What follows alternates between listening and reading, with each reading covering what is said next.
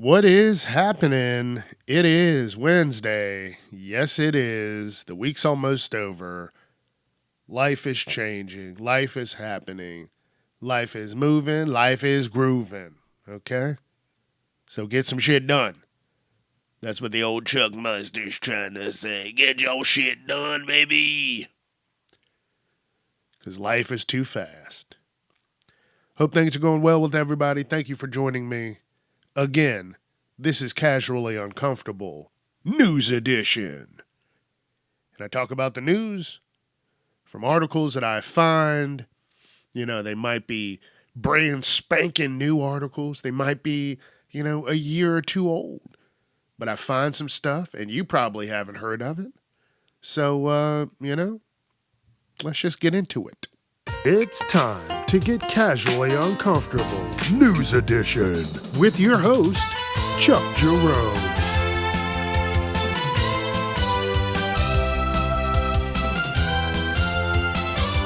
Viewer discretion is advised. All right, let's start with this article. I call it Red Light.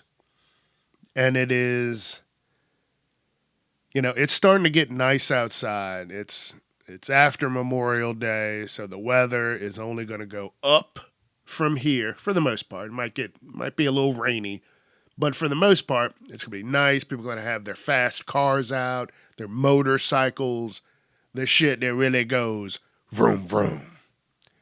And the thing is, you got to obey the fucking traffic laws. That's the rule. That's what it is. It is what it is.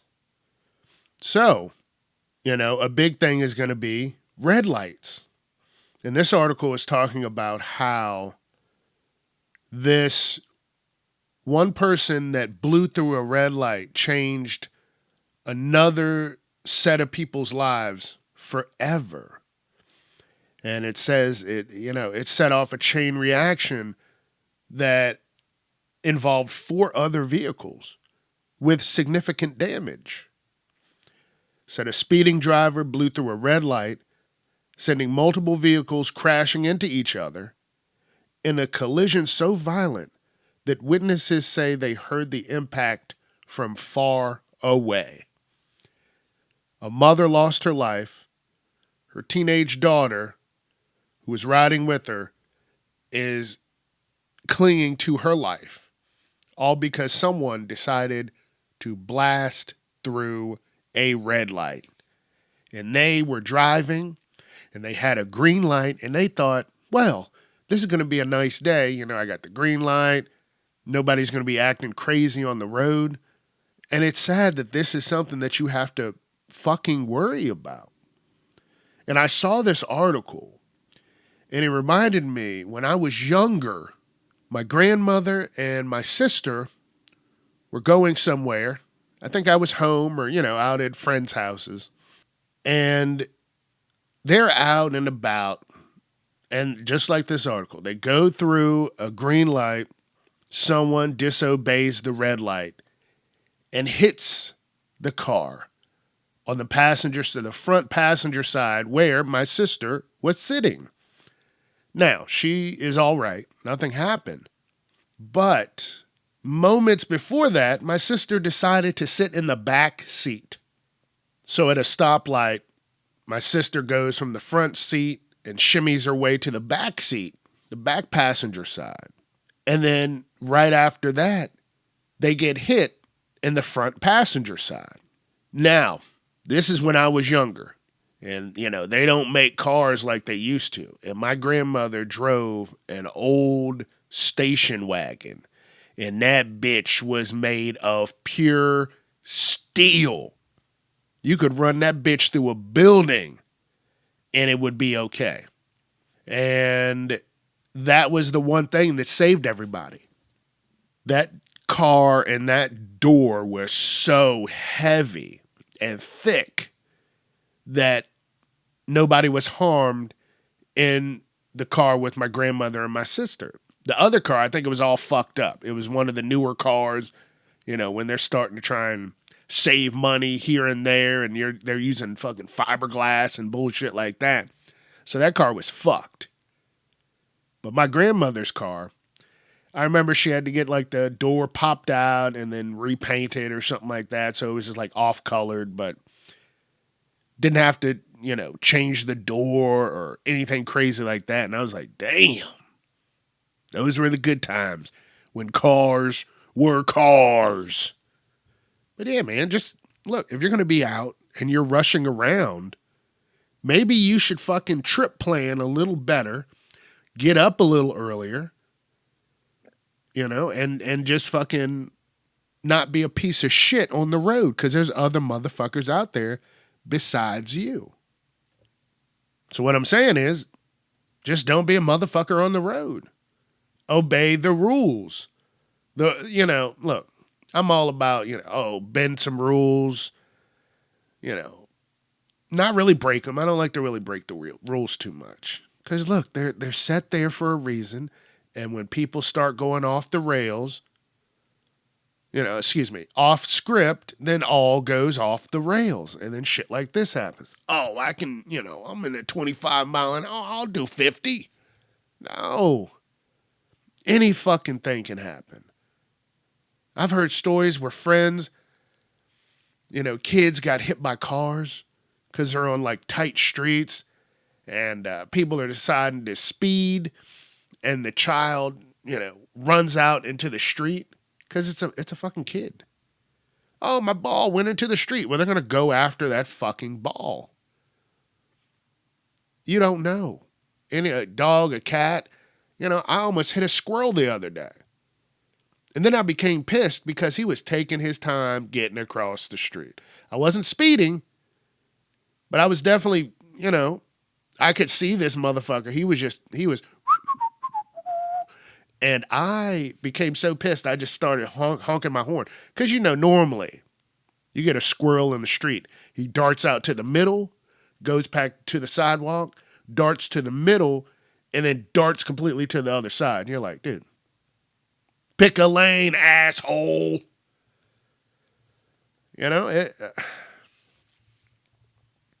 Just folks, be careful out there. That's why they tell you when the light turns green, wait like 2 to 3 seconds. If someone's honking at you, honk back. Fuck them. You're trying to preserve your life. So please be careful out there, folks. Please. Please. All right, this article is called Loophole because this woman went on TikTok and claimed that she could find a nice place to do her work and homework and bullshit like that for $15 and get unlimited rolls and drink refills, and get an appetizer and free Wi-Fi. And what she's doing is she's talking about camping at a restaurant. It's not a fucking loophole. You're being a piece of fucking shit. She's going to Texas Roadhouse trying to do her work in a calm environment. And I haven't, I've been to a Texas Roadhouse. And there's, like, when I've been in there, there's no fucking time to fucking quietly and calmly do homework. They got people having birthdays and shit, and they're dancing and whatever they do, and this, that, and the other, and she's just being a fucking, impatient. No, not impatient. Fucking shit. I can't think of the word, but she's just being a motherfucker. when it all boils down to it, she's being a motherfucker. Look, you go out to a restaurant. A lot of these servers, they don't have 20 and 30 fucking tables to work from. They may get 3, they may get 5, So when you sit there, you're taking money away from them.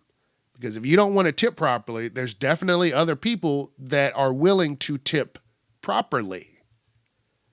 So get up. If a person has a 3-table section and you're dicking around at their one table, now they only have 2 tables to potentially make any money for that evening. And then the campers, they never tip properly. Dude, they'll be there for 3 hours and tip $5 when you probably should have tipped at least $25, $30. And you're like, oh, Chuck, what, 25, 30? Yeah, you sat there for hours on end. Think about it this way. This is how I've always been told. You know, you want to have that table there for at least 45 minutes to an hour. Actually, no. You don't want to have the table there for 45 minutes to an hour. That's usually average. Yeah, you can get a table out in 30 minutes, 35 minutes. Yeah. But on average, people are going to sit there for 45 minutes to an hour. And then after that, get the fuck up, get out. Don't you have something else to do? Go shopping, go get some shit, do whatever you need to do. Get out of there. Let that person make some money. Fucking loophole. Like I said, I've worked in food service for years, and I've seen this. I've had this happen. The motherfucker pulls out a laptop and a mouse and a fucking keyboard, and you're like, what the fuck is going on? Or I've seen where they pull out a deck of playing cards, and now they're just sitting there playing fucking Pokemon. You're like, what? Hope y'all fucking lose. It's ridiculous. But that's the world we're living in. Inconsiderate motherfuckers. So here we go. We're going to move on to Florida. And this is the title of the episode, Banking While Black. And this guy was waiting for his bank to open up. He got there a little before 9. He was just going to, calmly wait for the bank to open up so he can do his business. He's always done his business at that bank.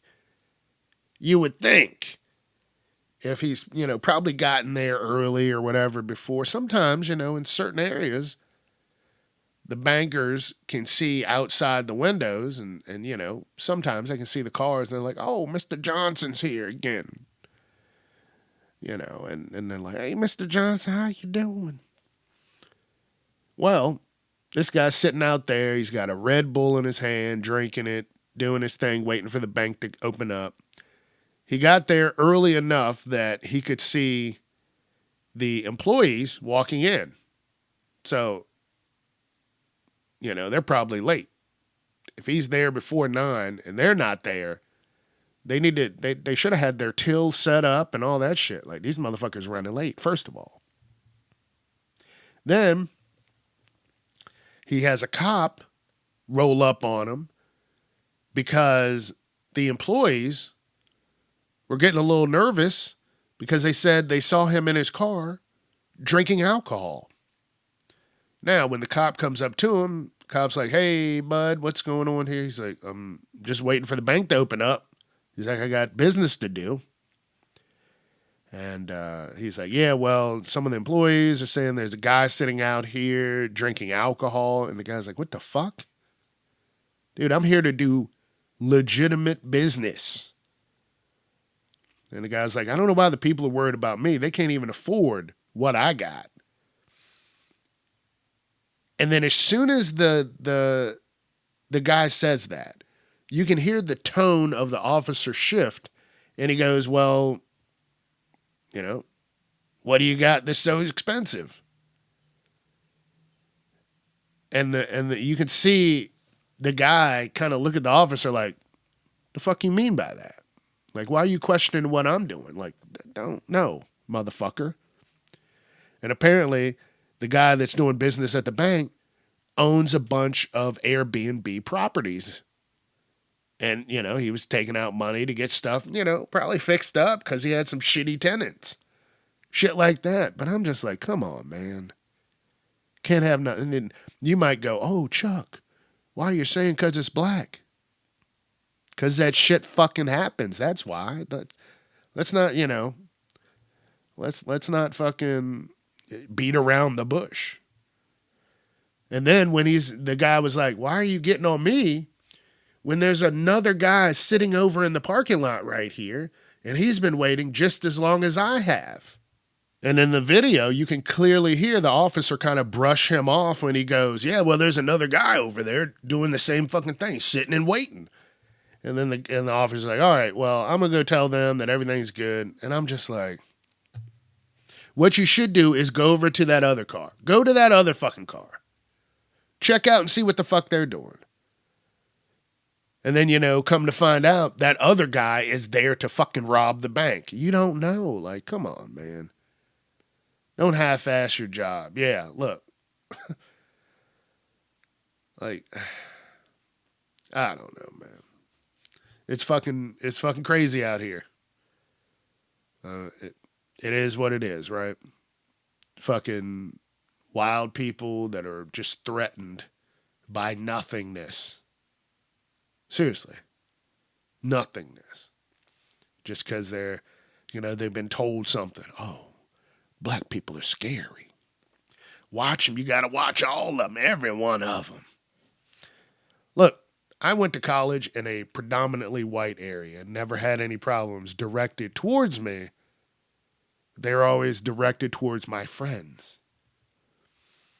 And, I'm not going to get into any stories because this is not story time, but, I've talked about how people are, they ask questions. Who brought the black guy? But they definitely didn't say black. And then my friends are like, what the fuck? Oh, well, if you want to play it like that, I did. Now go over and introduce yourself to him, or I'm going to beat your ass right here. That's the gist of the story. And I'll never forget that. Yeah. All right, let's keep moving on. Now, this article is called The Grand Dragon, and this is talking about a guy named Dr. Richard Harris, who is an associate professor at Southeastern University in Florida. Here we go again. And he is the first white pastor in a 140 plus year history of a church that predominantly had black pastors. Now, you can get into a church like that and become the pastor. You're doing something right. That's all I'm going to say. I've gone to historically black churches myself. And, but his story, he does TED Talks now.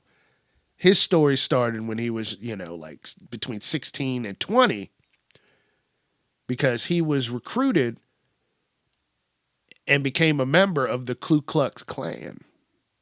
And I'm going to actually sit down. I want to listen to his TED Talk one day. I'm going to, check it out. But, he did that for 4 years. And then he found the good Lord, started reading the Bible. And he said he came upon a story about a woman in Samaria. And the whole point of the story was Jesus accepted this Samaritan woman who was mixed race. And he said, the scripture said that Jesus loved them. They believed in them, and then a light bulb went off in this guy's head, and he was like, the KKK has been lying to me the whole time. Like, even if, you want to go by the scripture, Jesus loved everybody. Why am I not trying to be closer to the good Lord and love everybody? So after he read that and became closer to the Lord, he got out of the KKK and changed his life, and now he's doing TED Talks about his adventures. So I want to check that out. So that sounds pretty good. Hey, people can change for the better. Damn good thing, So this article is called The Jogger. So this black guy, was jogging, decided to take a little break, sit down on a bench. There was a white guy who was bicycling. He was a cyclist. And he was sitting there, and I guess the black guy, the jogger, he sat too close to him. So the cyclists started calling him, a jackass and an idiot and accused him of being a drug dealer. That's something else you got to be worried about if you're black. Hey, you're just a drug dealer. And, the cyclist was doing the same thing, just sitting on a park bench, taking a little break from cycling. Another guy was taking his break from jogging. And it says after the jogger was accused of, being a drug dealer, the guy's got like, listen, dude, I'm a professional athlete. I'm not some kind of fucking drug dealer or whatever you think I am. And the man goes, you're not a professional athlete. You think you're a professional athlete? What sport do you play?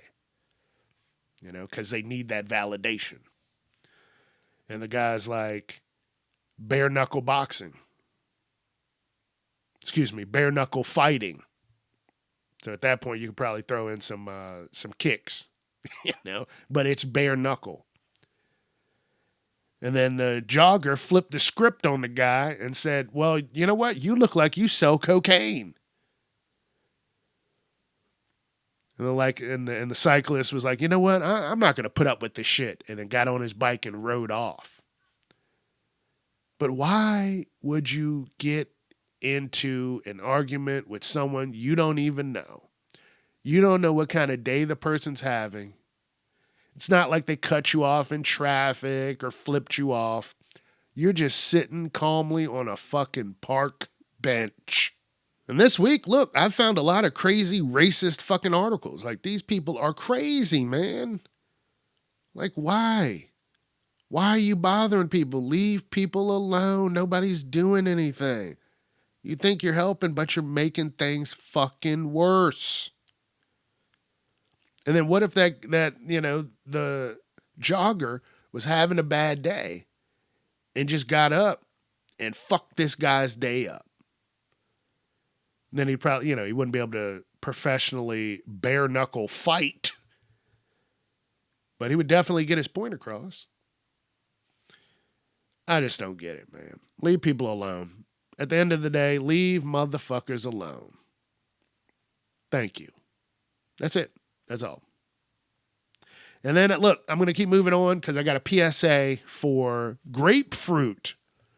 I don't eat or drink a lot of grapefruit, every once, maybe once a year, once every 2 years, something like that. I'll get a little grapefruit juice if I'm out or something like that. Someplace that has it. I'm not going to buy it. But apparently, grapefruit can interfere with over 50 prescription medications because it slows drug breakdown in the body. I didn't know this. But every prescription bottle features a warning sticker if the medication interferes poorly with fresh citrus products. So start looking at your shit. I've never heard of this, but it's there. It's happening. So be careful. Be careful. So they're saying, look, if you want to have grapefruit, you're just going to have to swap it out. And if you're having grapefruit and you're also taking prescription medications, then you need to swap out the grapefruit for either apple juice or orange juice and keep out of the danger zone. See? Told you you're going to learn something new. All right, I got a couple more articles.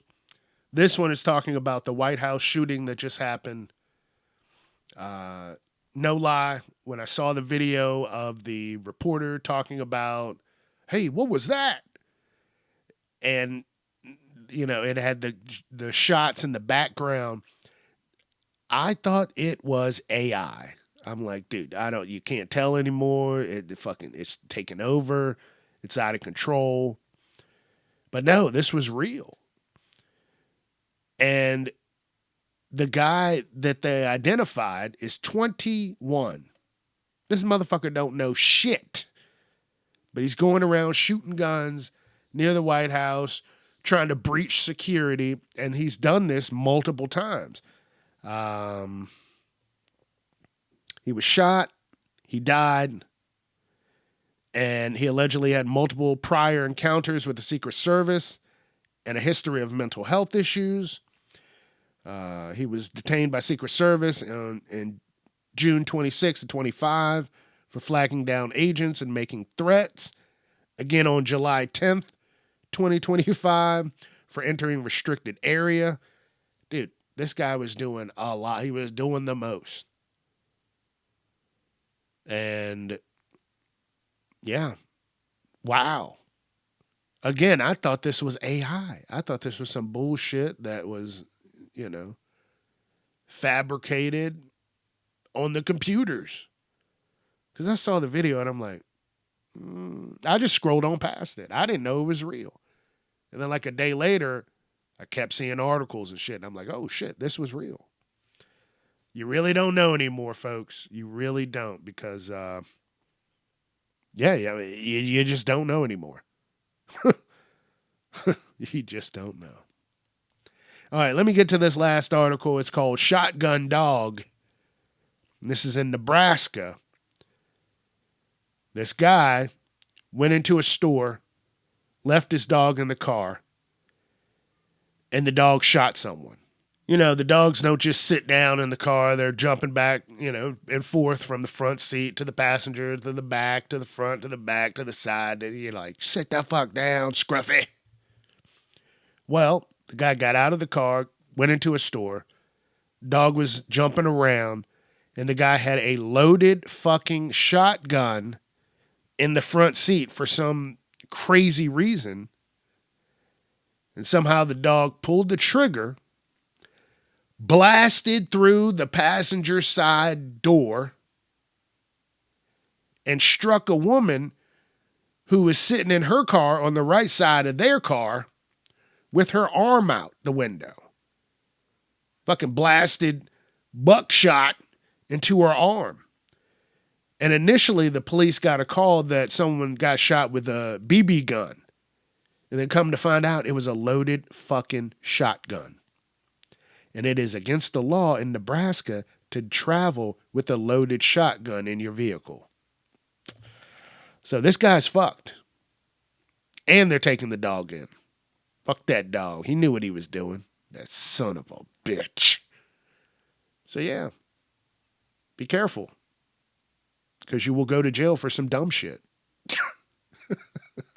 Who in their right fucking mind leaves a loaded fucking shotgun on the front seat? Probably didn't even lock the car.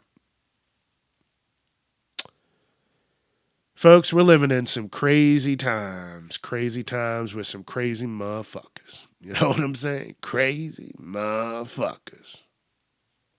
Be careful out there. That's all I can say. All right, I'm going to get out of here. I got some shit to do. And you do too. But we had a good time. Let's hit the music. Don't forget, Facebook, Instagram, TikTok, YouTube, Casually Uncomfortable, Twitter at Casually Unchuck. Let your friends know. All right, you know I'd appreciate it. All right, be safe, have fun. Don't be a piece of shit. Enjoy your weekend. And again, don't be a piece of shit. Thanks. It'll save everybody time and trouble. Peace.